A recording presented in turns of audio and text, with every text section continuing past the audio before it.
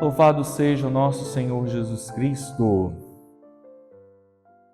Meus irmãos e minhas irmãs, o Senhor nos concede a graça de mais um dia e nós queremos iniciar esse dia em Sua presença, estando atentos ao Seu querer e à Sua vontade que se revelam na Sua palavra. Vamos então pedir que o Espírito Santo de Deus abra a nossa mente, o nosso coração, para que possamos colher os frutos dessa meditação e aplicá-la ao longo desse dia. Vinde, Espírito Santo, enchei os corações dos vossos fiéis e acendei neles o fogo do vosso amor. Enviai o vosso Espírito e tudo será criado e renovareis a face da terra.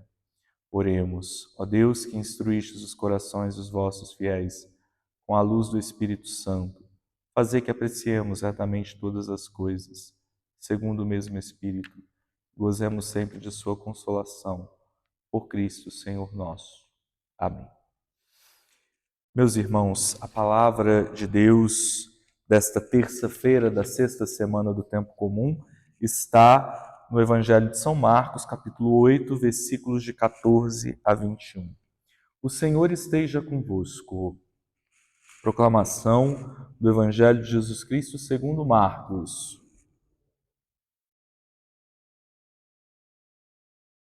Naquele tempo, os discípulos tinham se esquecido de levar pães. Tinham consigo na barca apenas um pão.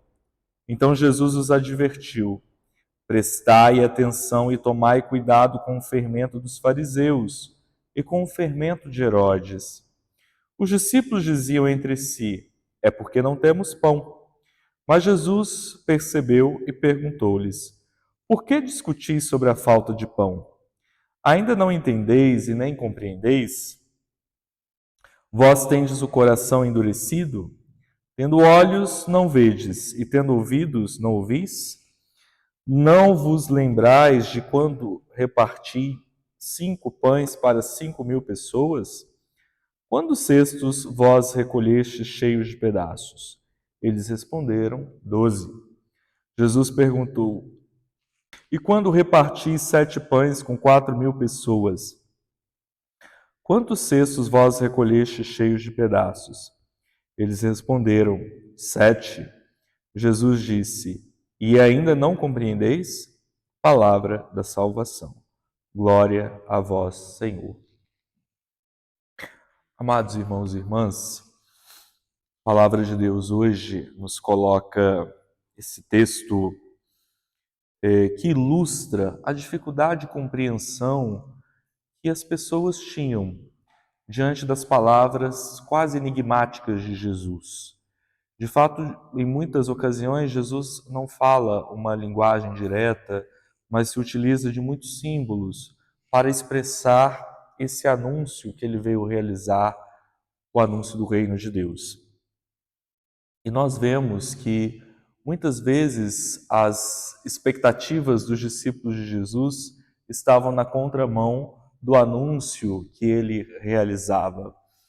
Como nesse caso, em que os discípulos estavam preocupados com o pão material, com o fato de que eles não tinham levado pães, enquanto que, na verdade, Jesus os convidava para acolherem a sua palavra, acolherem a sua pessoa e o seu projeto.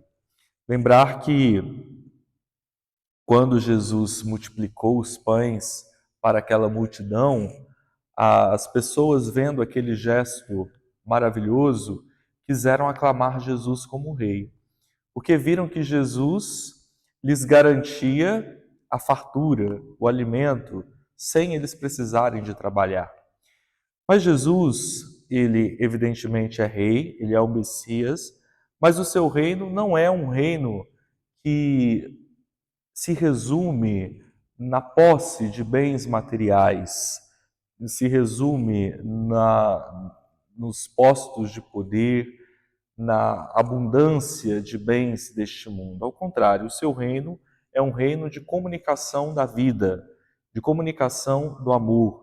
E isso os discípulos custaram para descobrirem, para aprenderem. Só depois da Páscoa, da ressurreição, é que a sua inteligência se abrirá. Então Jesus os convida a tomar cuidado com o fermento dos fariseus. O que significa o fermento dos fariseus? Significa as expectativas messiânicas, políticas, em torno da vinda do Messias. Jesus quer que os seus discípulos o sigam por aquilo que ele é, por ser o enviado do Pai, e não porque pensavam que ele seria um rei aos moldes, à semelhança dos reis deste mundo.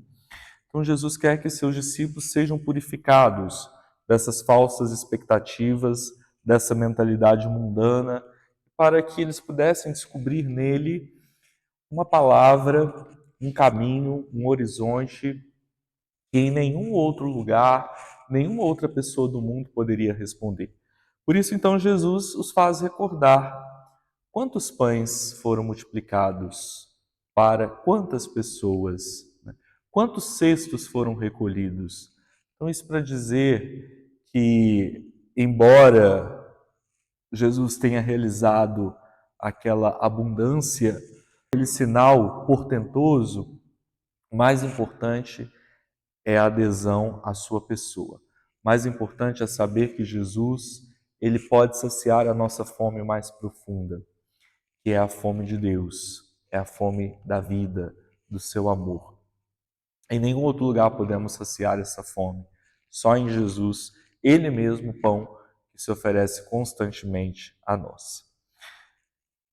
Então eu desejo a você uma abençoada terça-feira, que a Mãe do Perpétuo Socorro te acompanhe com seu olhar maternal, que Deus nos conceda a graça de um frutuoso dia. Deus abençoe você.